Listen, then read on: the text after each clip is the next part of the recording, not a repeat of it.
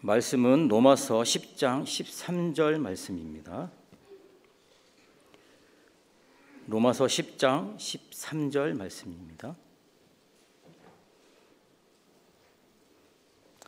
함께 읽겠습니다. 누구든지 주의 이름을 부르는 자는 구원을 받으리라. 아멘. 인간은 최소 6가지 난제에 시달립니다. 죄, 불안함, 질병, 마귀, 재정의 문제, 죽음 등등입니다. 이상의 난제들을 해결할 수 있어야 사람다운 삶을 살아갈 수 있습니다. 우리 힘으로는 못하지요. 오직 한 분 예수 그리스도를 믿는 믿음이 세상을 이깁니다. 사도행전 16장 31절에 주 예수를 믿으라 그리하면 너와 내 집이 구원을 받으리라 했습니다. 첫 번째, 예수 믿으면 죄에서 승리합니다. 죄가 불행의 씨앗입니다. 죄는 빗나갔다는 뜻이지요. 어디에서 빗나간 겁니까? 사랑하는 일에 실패하는 겁니다. 사랑하는 대상을 착각하는 겁니다. 하나님을 사랑하고 이웃을 사랑하는 것이 마땅한데 그러지 않습니다. 자기만 사랑합니다. 사람이 왜 불행할까요? 그건 소유의 문제는 아닙니다. 사랑에 실패했기 때문에 불행한 겁니다. 삶의 질은 사랑의 질과 비례합니다. 예수님은 참 위대하신 분이셨습니다. 그분은 참 행복하셨을 겁니다. 십자가를 지는 그분이 매우 행복하셨을 겁니다. 목숨 바쳐 사랑하셨기 때문에 그 인생이, 그분의 삶이 빛이 나는 겁니다. 하나님은 우리를 지으셨습니다. 이웃은 오늘의 내 삶을 풍성하게 해주는 선물입니다. 고마운 줄 알아야 됩니다. 그러나 그런 거 생각합니까? 그저 자기만 생각합니다. 이 탐욕이 이 땅에 수많은 슬픔, 불행들을 만들어냅니다. 비근한 예로 외도하는 사람이 있습니다. 자기의 배우자를 놔두고 다른 이성과 불륜에 빠지는 겁니다. 여러분, 불륜의 대상을 정말 사랑합니까? 그 건강한 사랑도 아니고 그 정말 사랑합니까? 자기 육체 쾌락의 만족을 위해서 이용하는 것에 불과합니다. 삼손이 들릴라를 사랑했겠습니까? 받은 바 사명이 있습니다. 들릴라랑 술잔을 기울이고 그 치마폭에서 보내는 시간에 그도 마음 한구석에 계속 하나님에 대한 생각이 있습니다. 어느 순간 그만둘 짓을 멈추질 못하고 그 일을 하는 것뿐입니다. 죄란 그래서 야비한 겁니다. 핑계할 수 없습니다. 하나님을 잊어버리면서부터 시작된 삶의 일탈인 겁니다. 하나님은 흙으로 우리를 빚으셨죠. 그 코에 생기를 넣어서 생명, 사람이 되게 하셨습니다. 거기다 하나님의 지혜와 성품과 능력을 부여하셔서 만드신 만물을 다스리게 하셨습니다. 인간은 모든 피조물 중에서 특별한 은총을 받았다는 뜻입니다. 그러나 만족할 줄 모르는 겁니다. 그리고는 마귀의 꾀임을 받아서 사랑해서는 안 될 것들을 자꾸 사랑합니다. 주목해서는 안 되는데 그걸 바라보는 겁니다. 먹지 말라. 근데 계속 그거 바라보는 겁니다. 하나님 배신했습니다. 빗나간 것입니다. 그때부터 인간은 복의 근원이 되신 하나님으로부터 추방을 당합니다. 심각한 빈곤한 인생에 처하게 된 겁니다. 목숨은 있지만 영원하지 않잖아요. 인격은 있지만 성숙하지 않습니다. 지혜는 있지만 온전하지 않아서 수많은 시행착오와 실패와 후회만 급한 일들을 만들어냅니다. 온전하지 않으니까요. 에레미야 5장 25절에 너희 허물이 이러한 일들을 물리쳤고 너희 죄가 너희로부터 좋은 것을 막았다 했습니다. 그러니까 죄에 사로잡히면 그 사람은 정말로 그리고 진짜로 영원히 좋은 것을 구경도 못하는 겁니다. 이사야 48장 22절에 여호와께서 말씀하시되 악인에게는 평강이 없다 하셨느니라. 죄책감이 있거든요. 하나님은 인간에게서 상당히 많은 것들을 가져가셨지만 양심은 그대로 두셨습니다. 하나님을 느낄 수 있도록, 하나님을 두려워할 수 있도록. 그래서 죄를 저지르고 나면 그거 잊혀지지가 않습니다. 지우개로 지울 수도 없습니다. 죄에는 비난 정죄가 따르지 않습니까? 자기 스스로가 가장 괴롭습니다. 연민과 자학에 빠지죠. 핑계들이 많아집니다.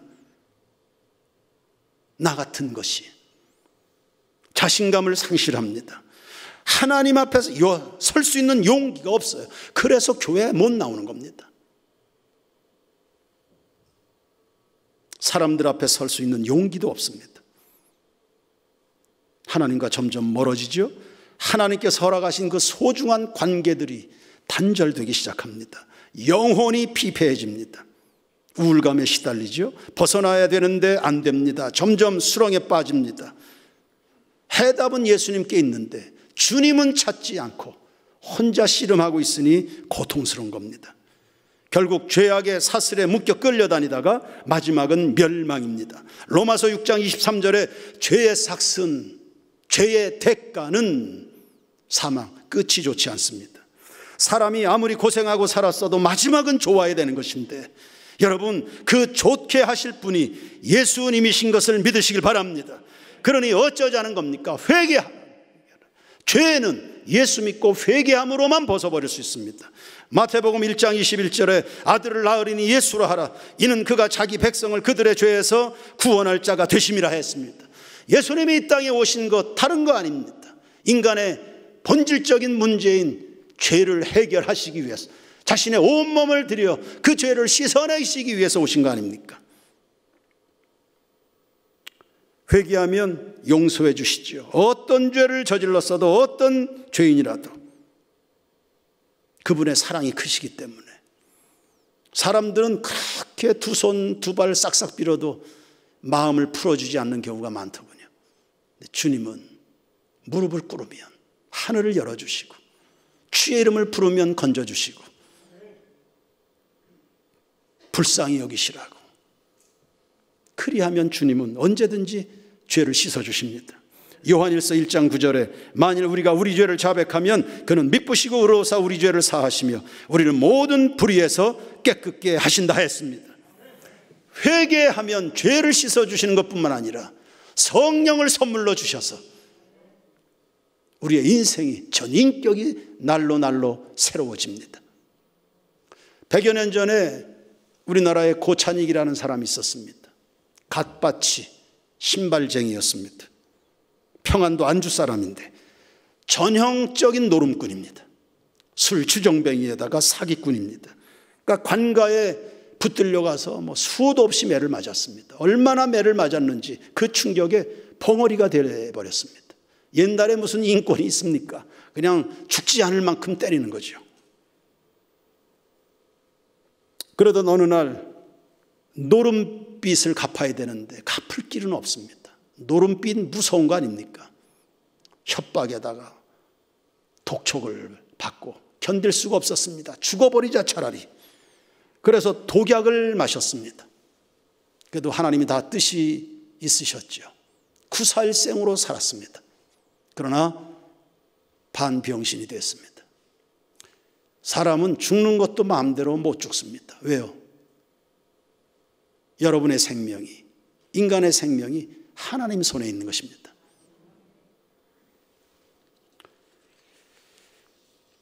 그러다가 게일이라는 선교사를 만나게 돼서 복음 전도를 듣게 됩니다. 그 전도지를 나누어줬는데 전도지의 내용이 네 이름이 무엇이냐, 야곱의 이야기를 구술해 놓은 전도지였습니다. 네 이름이 뭐냐, 네 이름이 뭐냐. 야복강에서 하나님과 야곱의 만남의 그 질문이었죠. 네 이름이 뭐냐. 집에 와서 전도지를 꼼꼼히 읽어보았습니다. 그리고는 그날 밤에 밤에 이제 잠자리에 들었는데 꿈에 흰옷 입은 어떤 분이 나타나서는 똑같은 질문하는 겁니다. 이 사람아, 네 이름이 뭐냐. 깜짝 놀라서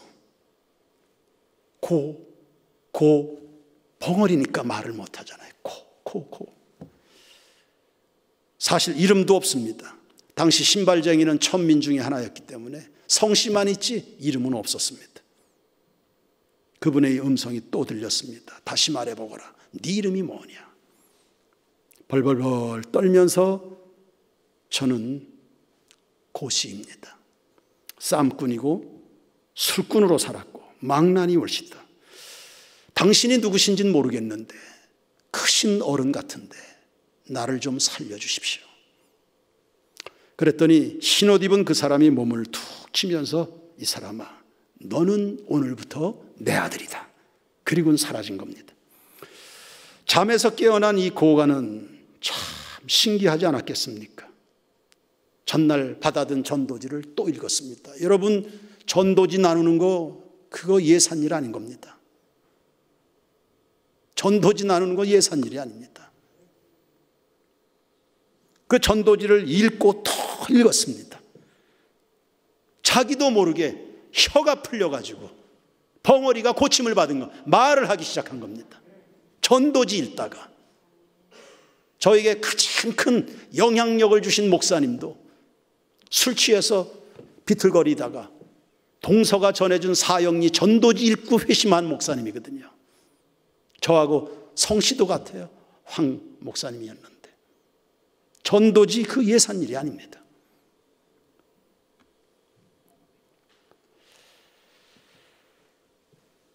참 놀라운 일이 있었습니다. 그래서 그 길로 선교사를 찾아가서 있었던 일들을 자초지종 이야기하면서 그 자리에서 예수를 구주로 영접하게 됐습니다. 선교사는 이 고 씨에게 넌 이제부터는 남을 이롭게 하면서 살아라. 그래서 새로운 이름을 지어줬습니다. 찬익. 그 고찬익이 된 겁니다. 이후 고찬익은 과거에 자신이 해를 입혔거나 신세진 사람들을 찾아다니면서 참회했습니다. 제가 잘못 살았습니다. 당신의 인생을 제가 힘들게 했습니다. 그러나 제가 이제 예수 믿고 새 사람이 됐습니다. 저를 용서해 주십시오. 대신 제가 당신의 신발을 만들어 드리겠습니다. 그렇게 하면서 회개한 증거도 삼고 그러면서 복음을 전한 겁니다. 사람들은 그를 보면서 야, 저런 망나니가 변하는구나. 하나님은 살아계시다. 할렐루야. 감탄하기 시작했습니다. 결국 이 고찬익은 새 인생을 살면서 1904년에 연동교회 장로가 됐습니다. 여생을 정말 복되게 살게 됐습니다. 예수님 때문이었습니다. 새 인생 살고 싶지요. 내 힘으로 됩니까? 마귀가 놔주질 않는데. 새 인생 살고 싶습니다. 그러나 여러 가지 거짓된 혹은 위장된 그런 것들이 우리의 몸과 마음을 사로잡아서 놔주질 않습니다. 그것을 끊어주실 분이 예수님이신 것입니다. 그러므로 새로워지고 싶으십니까? 여러분 가족 중에 누군가가 제발 좀 새로워지면 좋겠는데 다른 방법 없습니다. 예수 믿게 하시길 바랍니다. 두 번째, 예수 믿으면 불안함에서 승리합니다. 요한복음 14장 27절이에요. 평안을 너희에게 끼치노니 곧 나의 평안을 너희에게 주노라. 내가 너희에게 주는 것은 세상이 주는 것과 같지 아니하니라. 너희는 마음에 근심하지도 말고 두려워하지도 말라 했습니다. 내가 주는 것은 세상에서 나오는 것 아니다. 세상 것만 가지고 살려고 하는 인생이 고달픈 겁니다. 사랑하는 모든 교우 여러분, 하늘의 것으로 살아가게 되길 주의 이름으로 축원합니다. 주님으로 살아가시길 바랍니다. 하나님의 나라의 능력으로 주님이 주시는 것으로. 아마 사람들 붙잡고 물어보면 가장 현실적인 문제가 불안함일 겁니다. 교회 다녀도 크게 다르지 않더군요. 무슨 염려가 그렇게 많은지, 무슨 염려가 그렇게 많은지. 하나님은 날마다 말씀하시, 내가 너를 사랑하는데 뭔 걱정이 그렇게 많냐? 내가 네 형편을 다 알고 있는데 뭐가 그렇게 걱정이 많냐? 하나님은 날마다 그렇게 말씀하시는데 그 음성은 듣지 않고 늘 저 혼자만 생각을 하는 겁니다. 끈 떨어진 연의 운명은 어찌 될까요? 끈이 떨어져 나간 연의 운명입니다. 부모는 아이를 낳을 뿐만 아니라 양육합니다. 하나님은 우리를 지으셨을 뿐만 아니라 돌보고 계십니다. 그런데 이런 하나님을 잊고 살아가니 혹은 그 하나님으로부터 떨어져 나갔으니, 그 하나님 인정하지 않고 살아가니, 그 하나님을 무시하고 살아가니, 그분의 생각도 그분의 사랑도 그분의 능력도 외면하고 살아가니까 인간은 독자적으로 생존해야 되니 그렇게 인생이 치열한 거 아닙니까? 그러니까 뭐든지 다 걱정이 되는 겁니다. 혼자니까요. 그러나 예수님이 십자가에 죽으심으로 멀어졌던 하나님과 화해의 다리를 놓으시는 그 순간 하나님과 우리의 관계가 이어집니다. 우린 더 이상 고아가 아닌 것입니다. 하나님의 자녀가 돼서 그분의 보호를 받습니다. 마태복음 1장 23절입니다. 예수님의 또 다른 이름이 등장하네요. 보라, 처녀가 잉태하여 아들을 낳을 것이요 그의 이름은 임마누엘이라 하리라 하셨으니, 이를 번역한즉 하나님이 우리와 함께 계시다 함이라. 할렐루야. 왜 우리가 예수를 믿어야 됩니까? 하나님이 함께 하시는 인생을 사니까요. 혼자니까 그렇게 힘들죠. 아니, 혼자라 생각하니까 그렇게 외로운 겁니다. 하나님이 함께 하니 두렵지 않습니다. 하나님이 우리와 함께 하신다. 그분만 함께 하십니까? 우리와 함께 하도록 주변에 수많은 선물을 다 준비해 놓으셨는데 그걸 감사로 바라보지 못하니까 심지어는 원수 삼기도 하고 미워하기도 하고 시기하기도 하고 무시하기도 하고 짓밟기도 하고, 뭐 다른 것은 없냐고. 하나님이 다 알아서 다 챙겨주셨는데 아니 이거 말고 다른 거 없냐고. 감사할 줄 모르고. 이사야 41장 10절입니다. 다 같이 읽읍시다. 시작. 두려워하지 말라. 내가 너와 함께 함이니라. 놀라지 말라. 나는 네 하나님이 됨이니라. 내가 너를 굳세게 하리라. 참으로 너를 도와주리라. 참으로 나의 의로운 오른손으로 너를 붙들리라. 아멘. 오늘 이 아침에 여러분 모두에게 주시는 하나님의 애정 담긴 말씀인 것을 믿으시길 바랍니다. 저희 교회는 코로나가 가장 공포스러운, 죽는 줄로 알았던 그 시간에, 그 시점에 2020년 8월, 2021년 1월에 두 번 교회 안에서 환자가 대거 발생하면서 엄청난 홍역을 치렀습니다.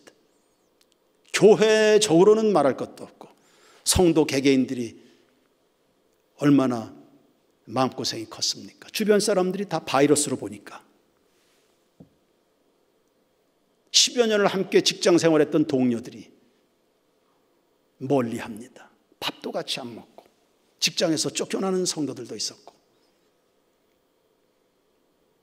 회사는 와라, 회사 마당만 와라, 회사 건물에는 들어오지 못하게. 아니 20년을 같이 직장 생활했던 동료들이 바이러스에 감염된 것도 아닙니다. 그냥 세인교회 출석한다는 이유 하나 가지고 그 서러움을 당한 겁니다. 그런 이야기를 들은 담임 목사 입장에서 이게 마음이 보통이 아니었습니다. 이용진 장로님에게 이제 전화했잖아요. 장로님, 제가 못나서 성도들 또 고생하게 생겼습니다. 제가 울었어요. 장로님 붙들고.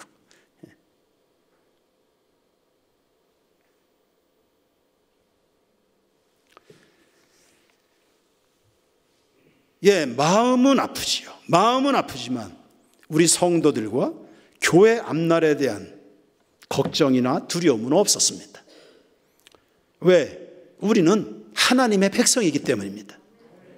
고린도전서 10장 13절입니다. 사람이 감당할 시험 밖에는 너희가 당한 것이 없나니 오직 하나님은 미쁘사 너희가 감당하지 못할 시험 당함을 허락하지 아니하시고 시험 당할 즈음에 또한 피할 길을 내사 너희로 능히 감당하게 하시느니라. 하나님이 우리를 이만큼 믿어주시는가? 이 정도 시험도 감당할 만한 교회로 그렇게 믿어주시는가? 못나고 허물만한 이 황규현 목사를 이 정도쯤은 능히 이겨낼 줄로 믿어주시는가? 믿거나 말거나 하나님은 우리를 그렇게 크게 생각해 주시는가? 말씀에 근거해서 그런 생각이 들지 않습니까?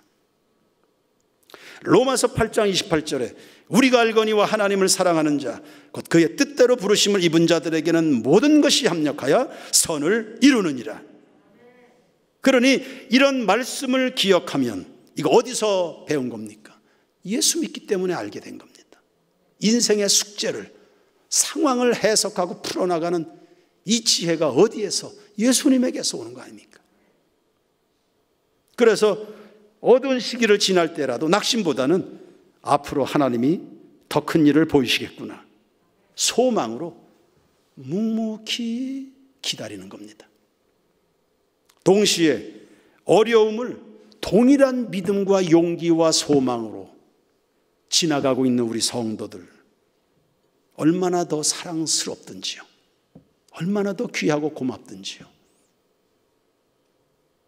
언제 저에게 손을 벌린 적도 없지만 그냥 가만히 있어도 야, 우리 성도들 빵을 하나씩 사줄까? 어디 여행을 보내줄까? 앞에 찬양하는 성도들 보면 구두를 한 켤레씩 사줄까? 야, 이뻐서, 고마워서, 사랑스러워서요. 이런 성도들을 내가 실망시키면 안 되지. 내가 목사 노릇을 더 잘해야지. 이런 생각들까지. 그러니까 직면하고 있는 어려움 속에서 더 발전적인 꿈들을 갖게 되는 겁니다. 누가 그렇게 했습니까? 예수님이 그렇게 합니다. 사람이 어려움을 당하면 걱정부터 밀려옵니다. 그래서 마음은 위축되죠. 시야가 좁아집니다. 남들을 돌아볼 여유가 없습니다. 일반적인 사람들의 경우입니다. 그러나 예수 그리스도를 믿으면 모든 것이 다 희망입니다. 예수님은 죽음마저도 이기셨기 때문에 하나님의 백성들에게는 소망이 언제나 살아있습니다. 그게 산 소망이라 하지 않습니까? 그러니까 쓸데없는 배신당하고 말 추운 소망이 아니고 산 소망으로 살아가는 여러분 모두가 되길 축원합니다. 세 번째, 여러분이 걱정하는 것이 질병이든가요? 예수 믿으면 질병에서도 승리합니다. 마태복음 4장 23절입니다. 예수께서 온 갈릴리에 두루 다니사 그들의 회당에서 가르치시며 천국 복음을 전파하시며 백성 중에 모든 병과 모든 약한 것을 고치셨다 했습니다. 우리의 영혼뿐만이 아니라 우리의 육체도 주님은 당신이 만드셨기 때문입니다. 지금까지 수없는 세월 동안 여러분의 병을 고쳐 오셨습니다. 이미 하나님의 치료의 능력이 여러분 속에 다 담겨 있습니다. 면역 체계입니다. 우리 몸 속에 수없는 병균들이 드글드글 거리지만 건재한 이유가 뭡니까? 하나님이 고쳐 오신 겁니다. 내가 모르는 사이에. 너의 하나님 여호와가 너의 가운데 계시니 그는 너를 잠잠히 사랑하신다. 수없는 세월 동안 우리가 모르는 사이에 주님은 우리의 건강을 다 유지해 주셨습니다. 다만 질병이 생길 수 있죠. 심각한 질병이 찾아올 수 있습니다. 다 하나님께서 만들어 놓으신 생체 리듬을 거역한 잘못입니다. 자라는데 안 자고 고만 먹으라는데 사정없이 먹어대고 운동은 안 하고 미워하고 질투하고 하나님이 법칙대로 살지 않으니까 몸의 밸런스가 다 무너집니다. 그러면서 건강 보조식품에다가 좋다는 약은 다 쏟아놓습니다. 하나님의 법칙대로는 살지 않으면서. 그러니 육체 질병이 오면 그거 회개해야 됩니다. 내가 몸 관리를 잘못했습니다. 회개하고 질병이 오면 하나님 앞에 진지하게 기도하는 겁니다.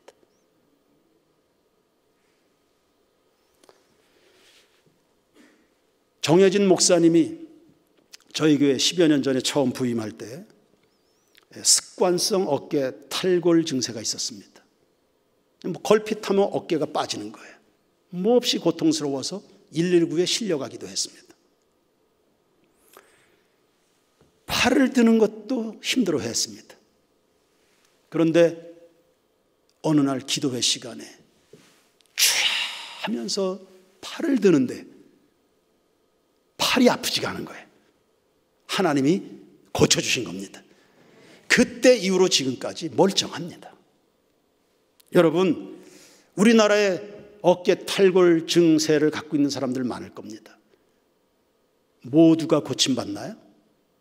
2000년 전에 예수님이 수많은 병자 고쳐주셨어요. 그러나 모두를 다 고쳐주신 게 아닙니다. 누구를 고쳐주셨나요? 예수님을 바라보는 사람 고쳐주신 겁니다. 그러니 내게 오라. 주 예수를 믿으라. 내게 오는 자는 쉼을 얻으리라. 바라보는 자에게 하나님의 능력이 나타나게 되는 겁니다. 예배하는 시간 나올 때마다, 기도할 기회가 있을 때마다, 그러니 전심으로 네가 진실로 나를 바라보는구나, 하나님의 마음에 그것이 다가갈 만큼 그렇게 주님 앞에 마음을 다해서 기도하고 주의 이름을 부르고 주의 얼굴을 바라는 여러분 모두가 되길 축원합니다. 질병 중에 네 번째, 마귀로부터 오는 병들도 많습니다. 마귀의 존재를 믿으십시오. 모르면 그냥 당하는 겁니다. 언제 내가 마귀다 정체를 드러내서 다가옵니까? 모르니까 수도 없이 사람들이 이유도 원인도 모르고 처참하게 쓰러져 나가는 겁니다. 오래전에 한 청년 자매가, 낯선 자매였습니다. 새벽 예배 오더니 그렇게 울더군요. 마음의 병을 심각하게 앓고 있던 자매였습니다. 마귀가 잠을 못 자게 했습니다. 자고 싶은데 잠을 못 자는 겁니다. 어느 순간에는 아파트 난간에 서 있습니다. 뛰어내리려고. 어느 순간에는 자기도 모르게 과도가 손에 들려 있습니다. 자기 허벅지를 막 찌르기도 합니다. 마음속에서 누군가 그러는데요, 뛰어내려라, 뛰어내려라, 찔러라, 찔러라. 누군가 마음속에서. 이게 누가 하는 짓입니까? 저항할 수도 감당할 수도 없는 고통 속에 살고 싶어서 예배당에 나온 겁니다. 기도해주고 함께 신앙생활하고 친구가 되어주고 교회에 쑥 들어와서 봉사하도록 만들고, 그러다가 지금은 다 고침받아서요, 원주에서요 굉장히 영향력 있게 사업을 잘하고 있습니다. 요한복음 10장 10절 말씀을 보십시오. 도둑이 오는 것은 도둑질하고 죽이고 멸망시키려는 것뿐이요. 딱 그 자매 이야기 아닙니까?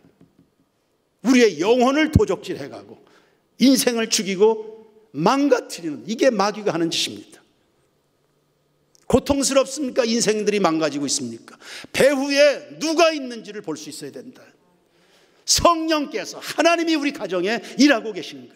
이게 누가 틈타고 있는 것인가? 이걸 분별을 해내야 되죠. 도둑이 오는 것은 도둑질하고 죽이고 멸망시키려는 것뿐이요. 예수님이 오신 것은 양으로 생명을 얻게 하고 더 풍성히 얻게 하려는 것이라 했습니다. 요한일서 3장 8절입니다. 죄를 짓는 자는 마귀에게 속하나니, 누구에게 속했다고요? 마귀는 처음부터 범죄함이니라. 하나님의 아들이 나타나신 것은 마귀를 멸하려 하심이라. 제가 확신하기로는 묻지도 따지도 않았지만 그 자매는 변화되기 전에 틀림없이 하나님 앞에서 부끄러운 삶을 살고 있었을 겁니다. 왜? 죄가, 마귀가 좋아하는 자리가 죄니까요. 마귀가 노는 멍석, 그게 바로 죄입니다. 똥파리는 쓰레기 더미에 몰려옵니다. 그런 것처럼 우리가 예수 그리스도를 믿고 부끄러운 일들을 청산하고 정결하고 거룩한 말씀에 붙들려서 주님의 존귀하고 빛나는 것들을 사모하고 꿈꾸고 인생을 살다 보면 마귀는 한 길로 왔다 7길로 떠나게 되는 것입니다. 우리의 생각이 이미 더럽다. 우리가 추구하는 경향들이 다 불결한 것들이다. 늘 우리가 바라보는 것들이 더러운 것들이다. 그 생각이 마귀와 악한 것들의 잠식이 되는 겁니다.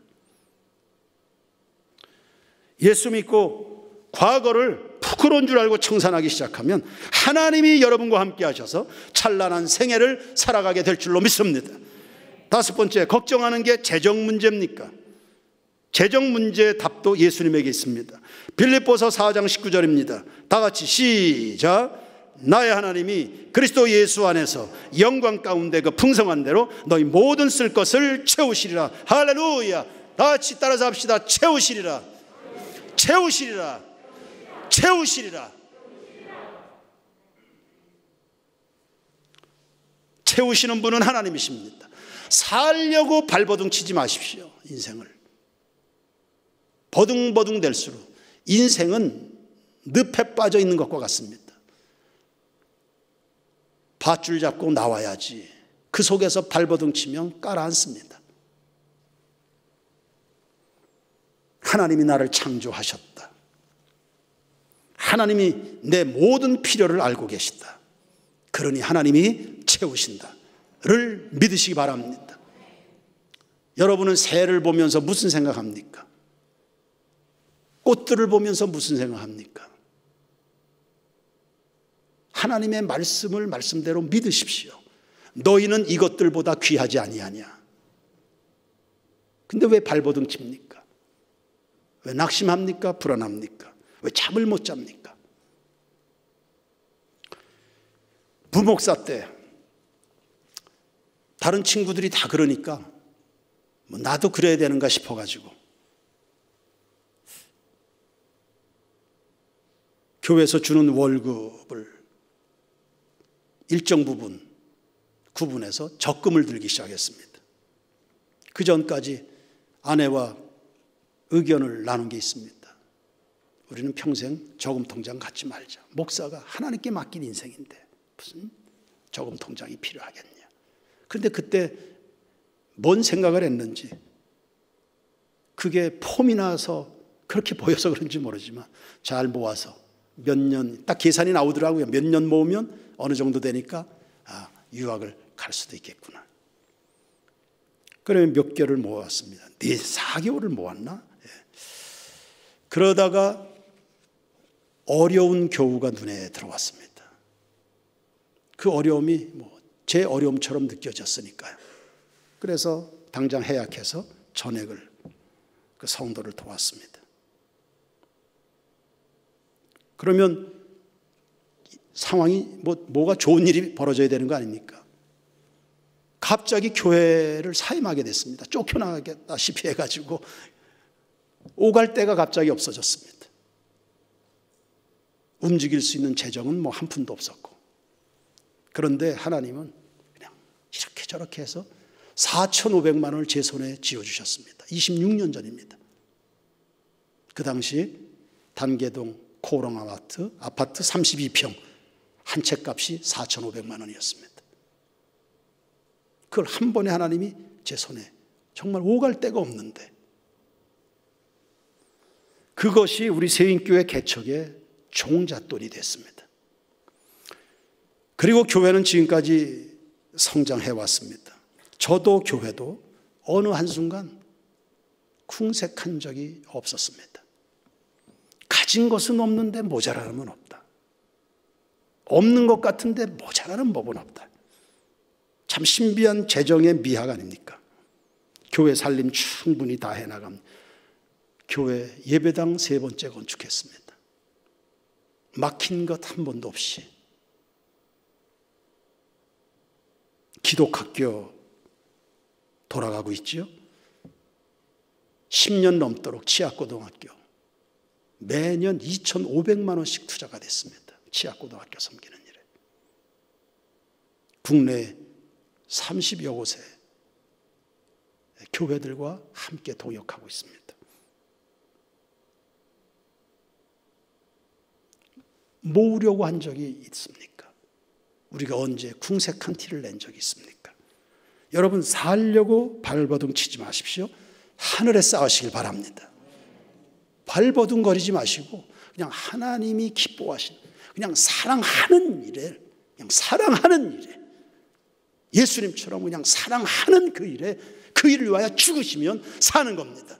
예수 그리스도께서 십자가에서 죽으시니까 부활하셔서 하늘과 땅의 모든 권세를 다 가지시지 않았습니까? 하나님께서 기뻐하시는 그 일을 위해 죽으면 하늘과 땅의 권세를 여러분의 양손에 들려주실 것 믿으시길 바랍니다. 잠언 11장 25절에서 28절까지입니다. 구제를 좋아하는 자는 풍족할 것이고 남을 윤택하게 하는 자는 자기도 윤택하여지리라. 곡식을 내놓지 아니하는 자는 백성에게 저주를 받을 것이나 파는 자는 그의 머리에 복과 저주가 있습니다. 선을 간절히 구하는 자는 은총을 얻으려니와 악을 더듬어 찾는 자에게는 악이 임하리라. 자기의 재물을 의지하는 자는 패망하려니와 의인은 푸른 잎사귀 같아서 번성하리로다. 할렐루야. 여섯 번째, 죽음도 승리합니다. 그러니까 예수 그리스도 안에 믿음으로 살다가 이 땅에선 축복되게 사시고요, 죽으면 천국 가면 됩니다. 예수님이 이미 죽은 자 가운데서 부활하셔서 그의 뒤를 따르는 여러분 모두를 위해서 영원한 생명의 길을 다 열어놓으셨기 때문입니다. 요한복음 3장 16절입니다. 다 같이, 하나님이 세상을 이처럼 사랑하사 독생자를 주셨으니 이는 그를 믿는 자마다 멸망치 않고 영생을 얻게 하려 하심이라. 아멘.